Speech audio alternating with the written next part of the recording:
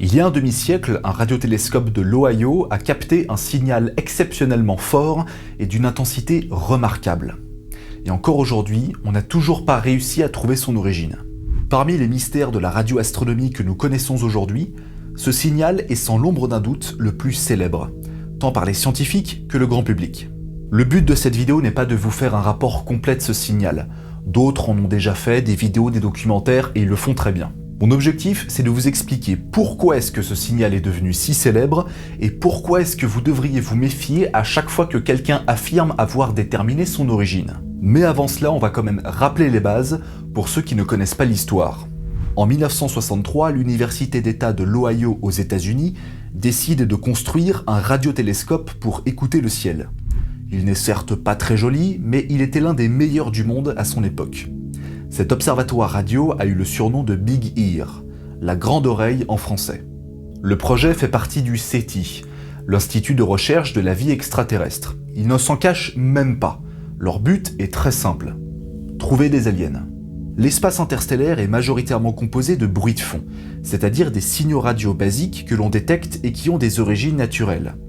L'objectif était de détecter des signaux qui se démarquent du bruit de fond, et par leur intensité, on pourrait en déduire que leur origine est artificielle.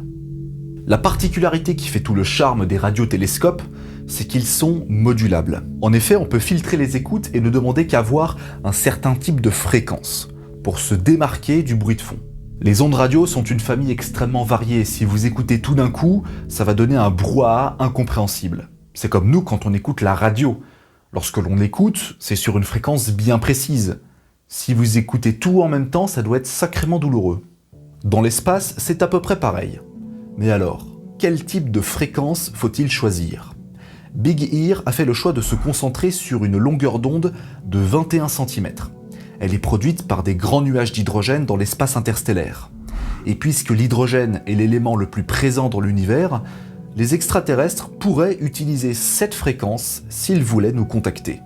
Dans la soirée du 15 août 1977, le radioastronome Jerry Ehman procède à des écoutes du ciel avec Big Ear. Et il sera témoin d'un des trucs les plus bizarres que l'on ait jamais découvert dans le ciel.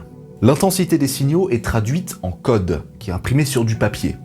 Donc ça va de 1 à 9, et après 9, on part sur les lettres d'alphabet, donc de A à Z.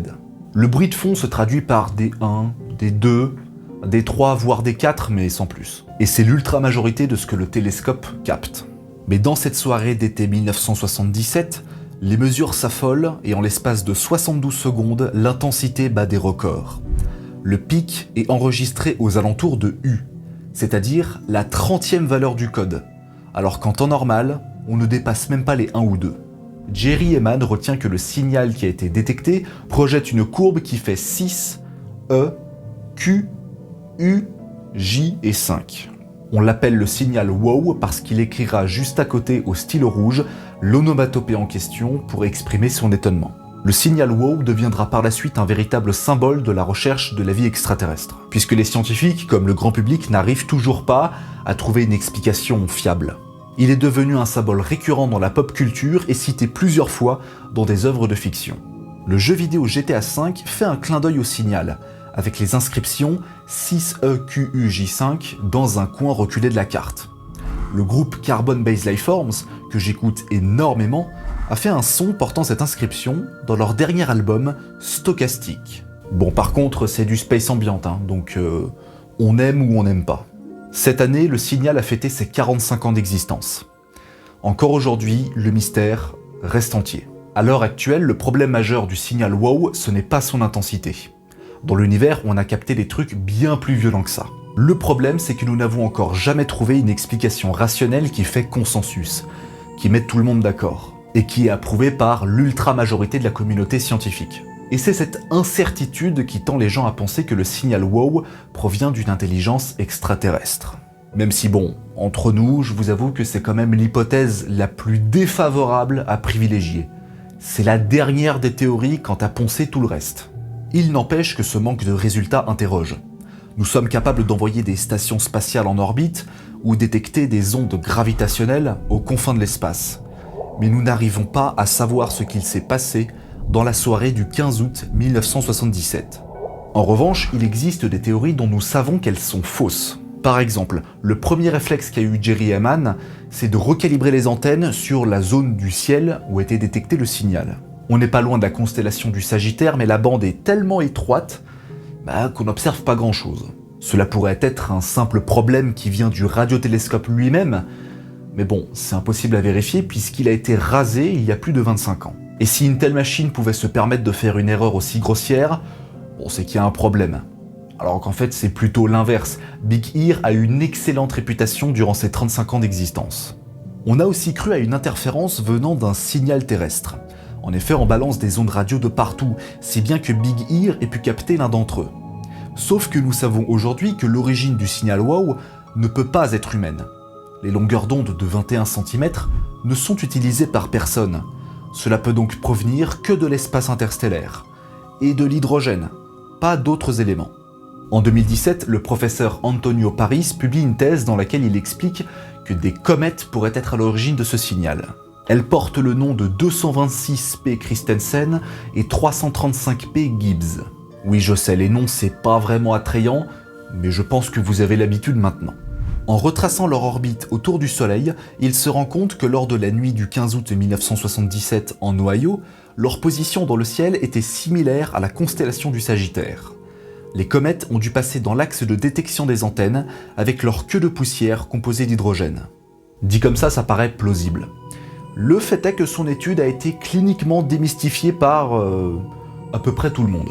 On sait que le signal a une fréquence de 1420 MHz, c'est-à-dire 1,420 milliard de Hertz. Donc de la lumière dont la longueur d'onde se répète 1,420 milliard de fois par seconde. Et vu qu'on connaît la distance que parcourt la lumière en une seconde, ça fait environ 300 millions de mètres, divisé par 1,420 milliard, ça donne 0,21.